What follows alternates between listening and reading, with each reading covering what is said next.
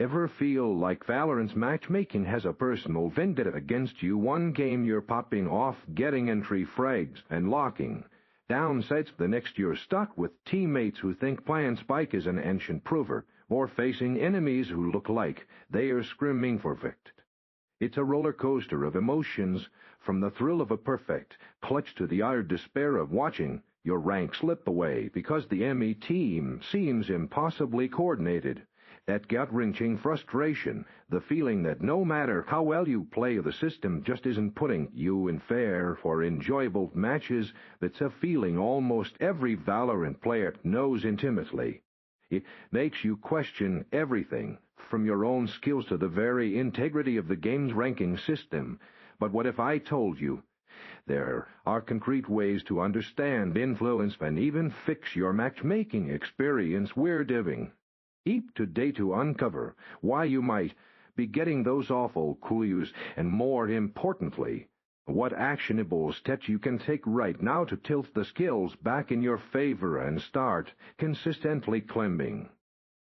Before we blame the system entirely, let's talk about the one factor you have control over yourself: consistency in your own performance. Communication and avoiding tilts are huge. A focused warm-up, clear comes when maintaining a positive mental attitude can dramatically improve your individual impact, which in turn the matchmaking system does recognize over time. Remember, one strong link strengthens the entire chain, even if it feels like you're carrying cinder blocks sometimes. Who you queue with significantly impacts your matchmaking experience. Playing with a consistent duo or trio who communicate well and have complementary roles can be a game changer, often leading to more balanced and enjoyable matches. However, randomly stacking with huge rank disparities or friends who aren't taking rank seriously can actually worsen your queue quality. As the system struggles to find a fair match for such a diverse group, choose your teammates wisely, prioritizing synergy over just having bodies in the lobby.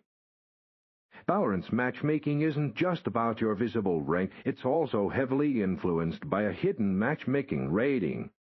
This internal score updates dynamically based on your wins, losses, and individual performance. The key to fixing your matchmaking is to consistently play well and win over a longer period, as this will steadily raise your MR and push you into better quality games. Don't stress too much about individual bad games. Focus on long-term improvement and consistent positive impact to climb effectively. Sometimes the matchmaking issues aren't about skill or MR at all. Always start by checking Riot's server status and your own internet connection, as lagged or server problems can create a frustrating, seemingly unfair match experience. Beyond that, don't underestimate the power of reporting genuinely toxic or disruptive players. While it won't instantly fix your current game, consistent reporting helps Riot identify and penalize bad actors, slowly but surely improving the overall community and match quality for everyone in the long run.